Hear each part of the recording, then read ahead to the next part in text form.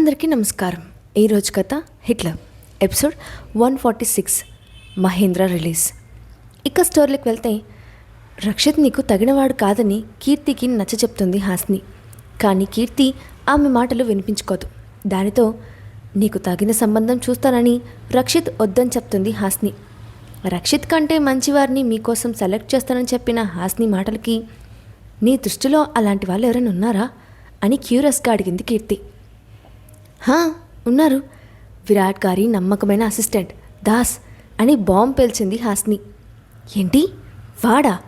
జరగని పని. ఆ దాస్ పేరు నేను ఎప్పుడో బ్లాక్ లిస్ట్లో పెట్టేశాను.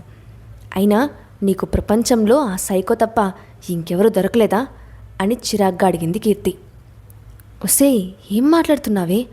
కొత్తగా ఈ బ్లాక్ లిస్ట్ ఎక్కడి నుంచి వచ్చింది అని అయోమయంగా చూస్తున్న హాస్నితో, మనకి నచ్చని వాళ్ళని రిజెక్ట్ చేస్తాం కదా, ఆ లిస్ట్లో మొదటిగా వాడి పేరే ఉంటుంది.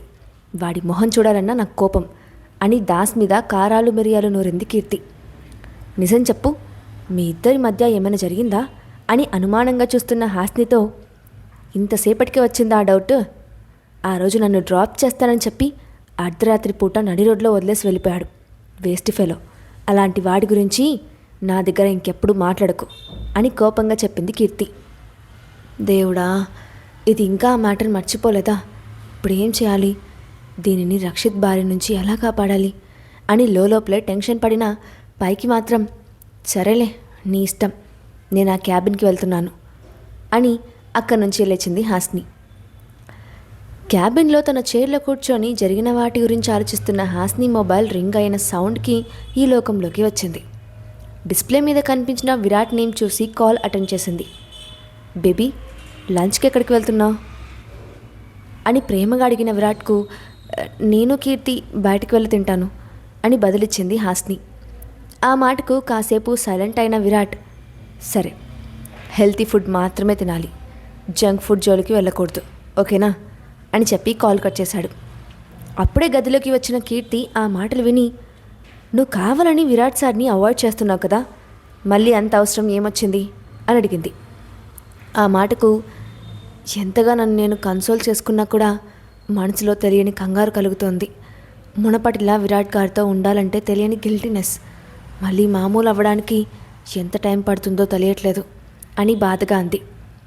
అలా బాధపడే బదులు ఆయనతో కలిసి కాస్త టైం స్పెండ్ చేయొచ్చు కదా, లంచ్ చేద్దామని అడిగినా కూడా ఎందుకు వద్దన్నా అని ప్రశ్నించిన కీర్తితో, ఆయన అతి ప్రేమతో పెట్టే ఆరోగ్యకరమైన భోజనం తినలేక అని వెటకారంగా అంది హాస్ని. అది నోరా మూసినదా? దగ్గరుండి చిన్నపిల్లకి పెట్టేటట్లు గోరు ముద్దలు పెట్టి మరి చూసుకుంటున్నందుకు సార్కి ఇలాగే కావాలి. అయినా నీ గురించి ఆరాటపడే వాళ్ళను కాదని పక్కోళ్ళ గురించి ఆలోచించడం నీకు అలవాటే కదా, ఇప్పుడు కూడా అదే పని చెయ్యి. నేను మాత్రం నీతో రాను. ఆఫీస్ క్యాంటీన్లోనే 4 ముద్దలు తినేసి నా వర్క్ నేను చేసుకుంటాను అని సీరియస్గా చెప్పింది కీర్తి. ఓకే ఫైన్, నువ్వు రాకపోతే మాని, నేనే ఒంటరిగా వెళ్ళి తింటాను అని చెప్పిన హాస్ని వైపు కొరకొర చూస్తూ, సేర్ రాక్షసి, వచ్చి చస్తాను, నిన్ను ఒంటరిగా వదిలితే ఎలాంటి ప్రమాదాలు నెత్తిన వేసుకుంటావో అని భయపడే కన్నా వెంట రావడం మంచిది అని కోపంగా పళ్ళు నూరింది కీర్తి. కాసేపటి తర్వాత ఇద్దరు తినడం ముగించి రోడ్డు మీద నడుస్తున్న సమయంలో ఒక కారు వేగంగా హాస్ని మీదకు దూసుకొచ్చింది. ఆఖరి నిమిషంలో చూసిన కీర్తి ఆమెను వెనక్కి లాగి, బుద్ధుందా అసలు? దేని గురించి అంత పరిధ్యానంగా ఆలోచిస్తున్నావు? రోడ్డు మీద జాగ్రత్తగా ఉండాలని తెలియదా అని ఖచ్చితంగా లేచింది. ఐఎమ్ సారీ కీర్తి, ఇంకెప్పుడు ఇలా చేయను, జాగ్రత్తగా ఉంటాను అని తలదించుకొని చెప్పింది హాస్ని. నాకెందుకు సారీ బేబీ, నువ్వు జాగ్రత్తగా ఉండు చాలు. నీకేమన్నా అయితే విరాట్ గారి పరిస్థితి ఏంటి? నాకున్న ఒక్కగానొక్క ఫ్రెండ్ నువ్వు, ఇంకా ఎన్ని రోజులు ఇలా ఆలోచనలో ఉంటావు? అయినా ప్రాబ్లమ్స్ అన్నీ సాల్వ్డ్ కదా, అయినా ఇప్పుడు నువ్వు అంతగా ఆలోచిస్తున్న విషయం ఏంటి అని ప్రశ్నించింది కీర్తి. అది మహేంద్రవర్మ బయటికి రాకపోతే ఎలాంటి పరిస్థితులు ఎదురవుతాయో నాకు చాలా భయంగా ఉంది అని దిగులుగా చెప్పింది హాస్ని. ఆ నిస్సహాయ దరిద్రుడి గురించి రోడ్డు మీద ఆలోచించడం అవసరమా? ఆ ఈడియట్ విషయం విరాట్ గారు చూసుకుంటారు. నీకు అనవసరపు ఆలోచనలు ఎందుకు? వాడిని ఆ అండర్లో ఉంచుతారో రిలీజ్ చేస్తారో అనేది పూర్తిగా సారిష్టం. తన భార్య విషయంలో అంత అన్యాయం చేసిన వారిని సులువుగా వదిలేస్తారని ఎలా అనుకున్నావు? ప్లీజ్ హాస్ని, నీ వైపే కాదు, విరాట్ సార్ వైపు కూడా దయచేసి అర్థం చేసుకో అంటూ ఆమె చేయి పట్టుకొని ఆఫీస్కి లాక్కెళ్ళింది కీర్తి. ఇదిలా ఉండగా తన క్యాబిన్ నుంచి బయటకు వచ్చిన విరాట్ వెంటనే మహేంద్రవర్మని రిలీజ్ చేయండి అని దాస్కి ఆర్డర్ వేశాడు. ముందు షాక్ అయినా ఓకే సార్ అని మాట్లాడకుండా అక్కడి నుంచి వెళ్ళిపోయాడు దాస్ వెళ్ళిపోయాక ఆరాంగా తన చైర్లో వెనక్కి వాలి ఈవిల్ స్మైల్ ఇస్తూ, నీకు నేను వేసే శిక్ష చాలా చిన్నదిరా, నా బేబీతో వేయిస్తా నీకు మరో శిక్ష, ఆ రోజు దాకా హ్యాపీగా బతకడానికి ట్రై చేయి అని అనుకున్న విరాట్, ఆ ఛాన్స్ కూడా నీకు ఇవ్వనురా అని మళ్ళీ కసిగా అనుకున్నాడు. అయితే ఆ క్షణం అతని హృదయం బాధగా మారింది. ప్రాపర్టీ విషయంగా కానీ హాస్నిని బాధ పెట్టినందుకు కానీ కారణం ఏదైతేనేమి అతనికి వేయాలనుకున్న శిక్షను పూర్తిగా వేయలేకపోయాడు.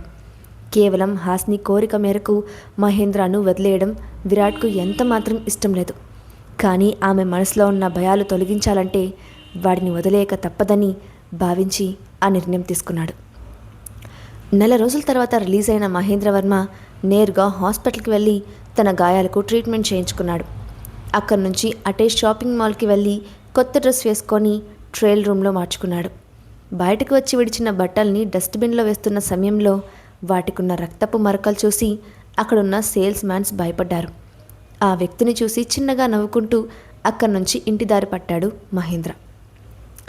కొద్దిసేపటి తర్వాత ఇంటికి వచ్చిన మహేంద్రను చూసి సర్వెంట్స్ ఆశ్చర్యపోయారు. వెంటనే లోపలున్న వసుమతికి ఆ విషయం తెలియడంతో ఆమె పరుగున బయటకు వచ్చి కొడుకును కగులించుకొని బోర్న ఏడ్చింది. నిన్ను చూడక నెల రోజులైంది, ఎక్కడికి వెళ్ళిపోయావు నాన్నా? నువ్వు పుట్టిన తర్వాత ఎప్పుడైనా నిన్ను అన్ని రోజులు వదిలేసి ఉన్నానా అని ఏడుస్తున్న తల్లిని ఓదార్చి ఆమెకు అసలు విషయం తెలియదని అర్థమై మహేంద్రవర్మ బిజినెస్ పని మీద వెళ్ళినట్టు చెప్పాడు. బిజినెస్ ట్రిప్కి వెళ్తే ఒక్క ఫోన్ చేయడానికి ఏమైంది? నీకోసం కంగారు పడతామని తెలియదా అని అతన్ని కోప్పడింది వసుమతి. సారీ మా, ఇంకెప్పుడు అలా చేయను, ప్లీజ్ ఈ ఒక్కసారికి ఎక్స్క్యూజ్ చేయి అంటూ ఆమెను గుండెలకు హత్తుకొని బుజ్జగించి తన గదిలోకి వెళ్ళాడు. ఫ్రెష్ అవ్వడానికి షర్ట్ రిమూవ్ చేసిన మహేంద్రకి పచ్చిగా ఉన్న గాయాలు రేగి మంట పుట్టాయి. వాటిని చూసుకుంటూ జరిగింది గుర్తు చేసుకుంటున్న అతనికి డోర్ కొట్టిన చప్పుడు వినిపించింది. వెంటనే షర్ట్ వేసుకొని తలుపులు తీసిన అతనికి కావ్య కనిపించింది. హాయ్ మహి, ఫైనల్లీ నువ్వు తిరిగి వచ్చేసావు.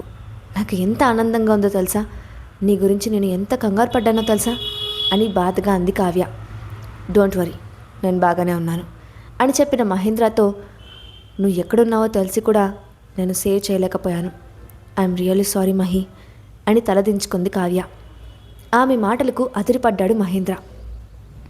అసలు విషయం నీకెలా తెలుసు అని అనుమానంగా అడిగాడు. కేవలం నువ్వు ఎక్కడున్నావో తెలుసుకోవడం కోసం నేను కొన్ని రోజులు ప్యాలెస్లో ఉన్నాను.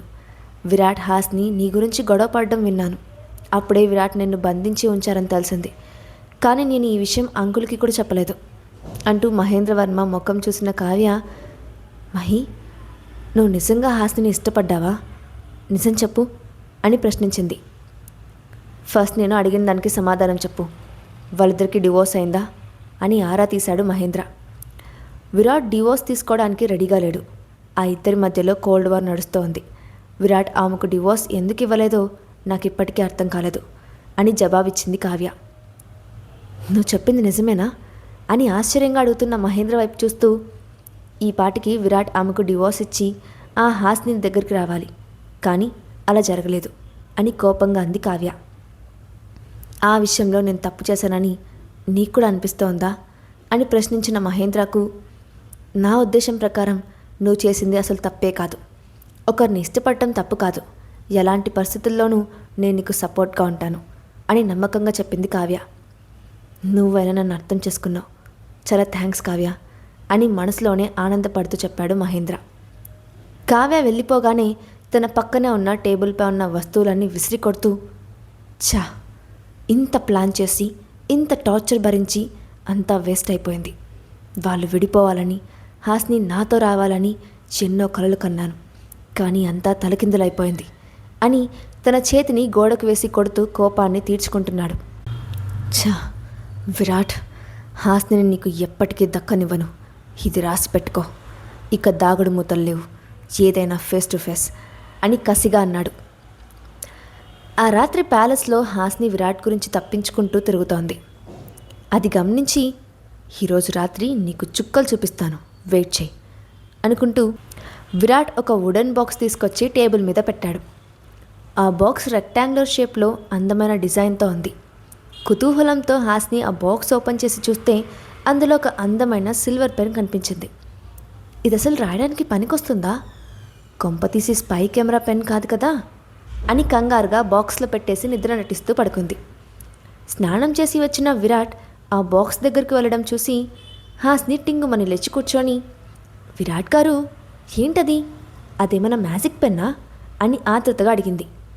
బేబీ, నీకు ఇమాజినేషన్స్ ఎక్కువైపోయాయి అని విరాట్ విసుక్కున్నా, నేను కష్టపడి చేసే సిగ్నేచర్స్ అన్నీ మ్యాజిక్ పెన్తో చేస్తాను కదా అని హాస్ని అనటంతో, నీ బద్ధకానికి మీ నాన్నకి మొక్కాలి అని తల విదిలించాడు విరాట్. నన్ను ఇన్సల్ట్ చేస్తున్నారు, మాట్లాడను అని బొంగమూతి పెట్టుకున్న హాస్నిని ఒక్కసారిగా వెనక్కి తిప్పి బోర్లా పడపెట్టుకొని నొక్కి పెట్టాడు విరాట్. అయ్య బాబోయ్, విరాట్ గారు నన్ను చంపేస్తున్నారు, కాపాడండి అని హాస్ని అరుస్తూ ఉంటే, ఏయ్ చుప్, నోర్మి, మళ్ళీ నోరు తెరిచావంటే సూదిదారంతో కుట్టేస్తాను. ఒక అర్ధగంట వరకు కోఆపరేట్ చేసావనుకో, నేను చేయాల్సిన పని పూర్తి చేస్తాను అన్నాడు విరాట్. ఏం చేస్తారు అని హాస్ని తడబడుతూ అడిగితే, ఏం చేస్తానో తెలియదా?